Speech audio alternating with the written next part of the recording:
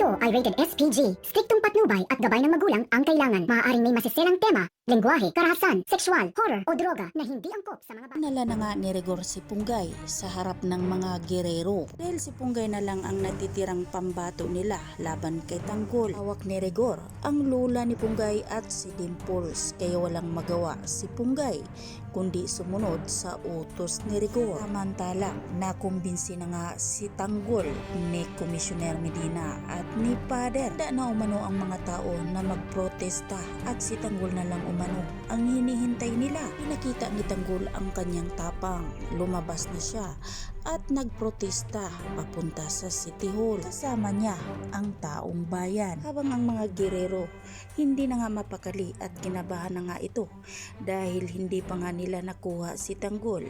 Kaya naman sigurado na susugurin sila ni Tanggol. Lagyan nila ng barigada ang buong City Hall. At kung sino ngang tumangkang pumasok sa City Hall ay hindi nga ito makakapasok. Ngunit ang hindi alam ni Roberto ay paparating na nga si Tanggol para bawiin na ni Tanggol ang kanyang pwesto. Habang si Punggay at Rigor dumating na nga sa City Hall, inumpisahan na ngang in-interview si Punggay. Sasalita si Punggay dahil siya nga raw umano ang protektor ni Tanggol. Naman madiretso ang sagot ni Punggay na tinanong siya na totoo nga bang si Tanggol ang pumaslang kina Gustavo at Erica. Minit na nga ang dugo ni Miguelito dahil hindi nga sasagutin ni Punggay ang tanong ng mga reporter. Habang abala sila Roberto, Miguelito at Jackie sa mga reporter, hindi nga nila namalayan na nasa labas na ang mga taong bayan kasama nga itong si Tanggol. Magtatagumpay kaya si Tanggol sa pagpapatalsik ng mga gerero? Ito ang huling 8 araw na pagtutuos ng mga gerero at Tanggol. Yan ang ating pakatutukan